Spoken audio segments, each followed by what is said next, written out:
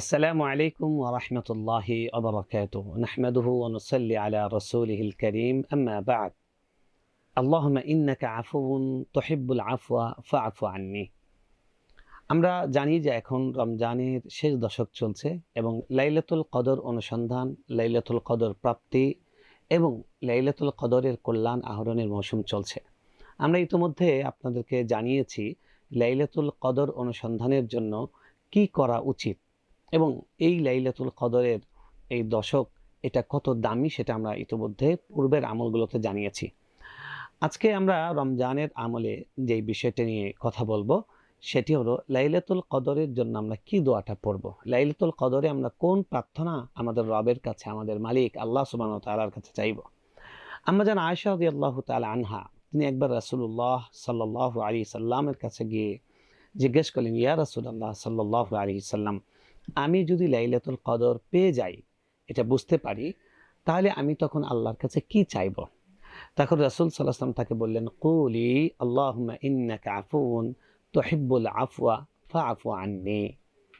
অর্থ হলো, তুমি বলবে হে আয়েশা এভাবে, হে আল্লাহ, আপনি হলেন ক্ষমাশীল, ক্ষমা করতেই পছন্দ করেন, আপনি আমাকে ক্ষমা করেন। সুনান তিরমিজি। দেখুন, দোয়াটি খুবই ছোট কিন্তু অত্যন্ত তাৎপর্যপূর্ণ, গভীর অর্থবোধক। আল্লাহ আপনি ক্ষমাশীল, তাই ক্ষমা করতে আপনি পছন্দ করেন, আর আমি তো আপনার কাছে ক্ষমাই চাইছি। যেন বলতে চাইছেন যে আল্লাহ আপনার কাছে তো আমি অন্য কিছু চাইছি না, আপনার যেটা পছন্দ, যেটা দিতে আপনি পছন্দ করেন, যেটা করতে আপনি পছন্দ করেন, আমি সেই জিনিসটাই আপনার কাছে প্রার্থনা করছি, সেটি আমি আপনার কাছে চাইছি। সুতরাং আমরা এই কয়দিনে জোর রাত বেজোর রাত বাকি রমজানের শেষ পর্যন্ত প্রত্যেক দিন এই দোয়াটা সবচেয়ে বেশি পরিমাণ পড়ার চেষ্টা করব এবং ধীরে ধীরে অর্থ মাথায় নিয়ে, অর্থটা হৃদয়ে হাজির করে, গভীর উপলব্ধির সাথে, গভীর ভালোবাসা আবেগের সাথে আমরা এই দোয়াটি পাঠ করব। হে আল্লাহ, আপনি ক্ষমাশীল, আপনি ক্ষমা করতেই পছন্দ করেন। আরেকটি বর্ণনায় এখানে আরেকটি শব্দ আসছে, আল্লাহুম্মা ইন্নাকা আফুউন কারীম তুহিব্বুল আফওয়া ফাআফু আন্নি। অর্থাৎ কারীম শব্দটি অতিরিক্ত এসেছে। হে আল্লাহ, আপনি ক্ষমাশীল, আপনি দয়ালু, আপনি ক্ষমা করতেই পছন্দ করেন, আপনি আমাকে ক্ষমা করুন। তাহলে আমরা এই দোয়াটা এই বেশি বেশি এই কদিন পড়ার চেষ্টা করব। এখন কথা হলো, কোন সময়টা আমরা সর্বাত্মক গুরুত্ব দিয়ে এই সময়টা পড়ব বা এই দোয়াটা পড়ার জন্য অগ্রাধিকার প্রাপ্ত সময় কোনটি? আমরা জানি যে রাসূল সাল্লাল্লাহু আলাইহি ওয়াসাল্লাম তার সাহাবীকে বলেছেন, আকরাবা মা ইয়াকুনু আবদ ইনদা রাব্বিহি ওয়া হুয়া সাজিদ। বান্দা আল্লাহর সবচেয়ে কাছে চলে যায় যখন সে আল্লাহর সামনে সিজদায় অবনত হয়। তাই সিজদায় আমরা এই দোয়াটা আমরা বেশি বেশি করতে পারি। বিশেষ করে তারাবির নামাজে, তাহাজ্জুদের নামাজে, নফল নামাজগুলোতে যেগুলো আমরা ব্যক্তিগতভাবে পড়ি, আমরা সিজদার যে তাসবিহ আছে, সুবহানা রাব্বিয়াল আ'লা, সুবহানা রাব্বিয়াল আ'লা, সুবহানা রাব্বিয়াল আ'লা, ৩ বার পড়ে নেওয়ার পরে খুব আবেগ দিয়ে কাতরভাবে আল্লাহর কাছে চাইতে পারি, আল্লাহুম্মা ইন্নাকা আফুউন তুহিব্বুল আফওয়া ফাআফু আন্নি। যদি আন্নি পড়ি তাহলে অর্থ হবে, আল্লাহ আপনি আমাকে ক্ষমা করুন। হে আল্লাহ, আপনি ক্ষমাশীল, ক্ষমা করতেই পছন্দ করেন, আপনি আমাকে ক্ষমা করুন। আর যদি পড়েন আন্না, আল্লাহুম্মা ইন্নাকা আফুউন তুহিব্বুল আফওয়া ফাআফু আন্না, হে আল্লাহ আপনি ক্ষমাশীল, ক্ষমা করতেই পছন্দ করেন, আপনি আমাদেরকে ক্ষমা করেন। তাহলে যদি না পড়ি তাহলে সেটা ব্যাপক অর্থবোধক, সবাইকে অন্তর্ভুক্তিমূলক সেটা হবে। আর যদি নি পড়ি তাহলে আমার জন্য দোয়াটা হবে। আমরা নিও পড়বো নাও পড়বো, নি পড়ে তো নিজের আবেগটা আসবে, আর না যেটা পড়বো আমাদেরকে, সেটার একটা অতিরিক্ত একটা ফজিলত আছে। হাদিসে আছে, যখন কোনো ভাই তার অপর ভাইয়ের জন্য তার অনুপস্থিতিতে দোয়া করে, তখন ফেরেশতারা সঙ্গে সঙ্গে বলেন আমিন ওয়ালাকা মিসলুহু।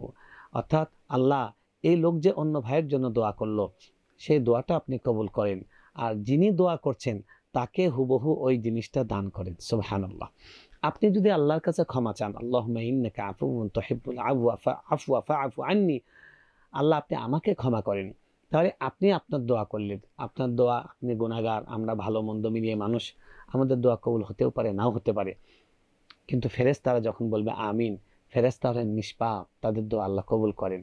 তো আন্না যদি বলি তাহলে কিন্তু আমরা এই দোয়াটার মধ্যে ফেরেশতাদের একটা সাপোর্ট, তারাও আমাদের সাথে আমিন বলে আমাদের এই আবেদনে আরও একটু রিকোয়েস্ট করছেন ফেরেশতা, নিষ্পাপ ফেরেশতারা, তাহলে নিশ্চয় আমাদের দোয়াটা আরও জোরালো হবে।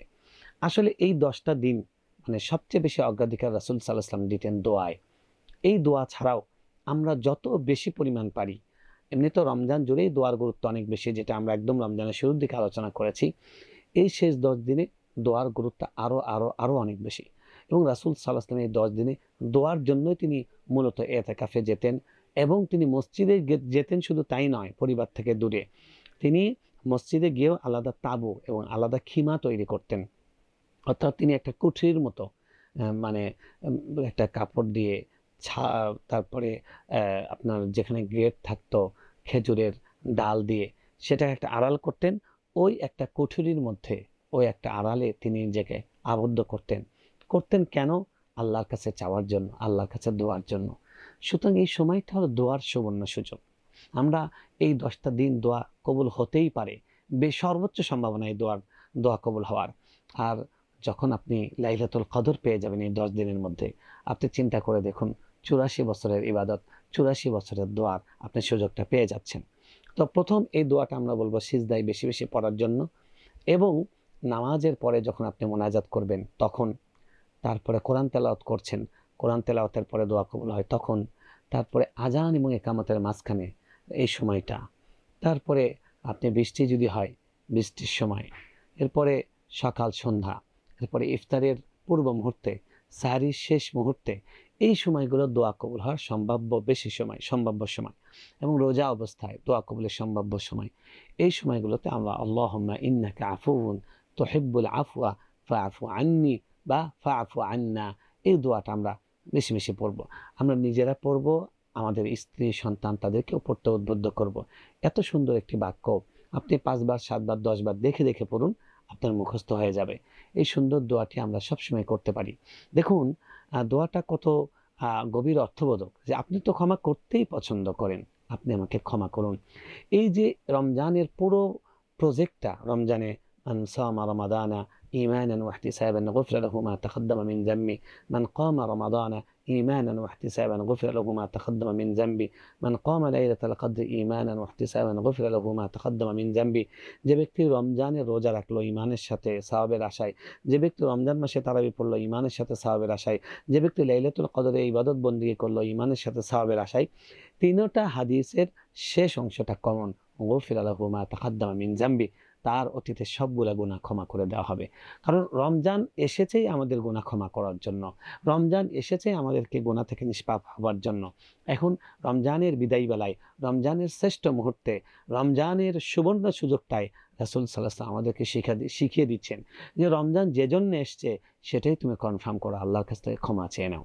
এবং রাসূল সাল্লাল্লাহু আলাইহি ওয়াসাল্লামের সেই বিখ্যাত হাদিস যেখানে তিনি বলেছেন, রহিমা আনফু রাজুলিন দাখালা আলাইহি রমাদান সুম্মা ইনসালাখ বিগাইরি আন ইয়াগফিরা লাহ, ওই ব্যক্তির নাক ধূলি দূষিত হোক, ওই ব্যক্তি ধ্বংসের মধ্যে আছে যে ব্যক্তির সামনে রমজান আসলো এবং একে একে পুরোটাই চলে গেল অথচ সে ক্ষমা পেল না। মানে রমজানের বিষয়টার মধ্যে আপনি দেখবেন ক্ষমা, পুরোটাই ক্ষমা। সেজন্য আল্লাহ নবী সাল্লাল্লাহু আলাইহি ওয়াসাল্লাম আমাদেরকে ক্ষমা চাওয়ার শিক্ষা দিচ্ছেন। লাইলাতুল কদরে আমরা এই রাতগুলোতে ক্ষমা চাওয়ার এবং ক্ষমা পাওয়ার সম্ভাব্য যে কোনো আমল বেশি বেশি করব। বেশি বেশি সালাত পড়া, বেশি বেশি কোরআন তেলাওয়াত করা, বেশি বেশি জিকির করা, বেশি বেশি দান করা, বেশি বেশি মাগফিরাত চাওয়া, নিজের জন্য, নিজের স্বজনদের জন্য, মৃত আত্মীয় স্বজনদের জন্য। আমরা যদি এইভাবে দোয়াময় আমাদের এই বাকি সময় রমজানে কাটাতে পারি, বিশেষ করে এই সুন্নত দোয়াটি আমরা পড়তে পারি, তাহলে এটিও হবে রমজানের একটি স্বতন্ত্র সুন্নত। সুতরাং আজকে আমরা রমজানের আমলে জানলাম রমজানের শেষ দশকের বিশেষ দোয়া, আল্লাহুম্মা ইন্নাকা আফুউন তুহিব্বুল আফওয়া ফাআফু আন্নি। আল্লাহ আমাদের সকলকে দোয়াটি পড়ার এবং আল্লাহর কাছ থেকে ক্ষমা পাওয়ার তৌফিক দান করুন।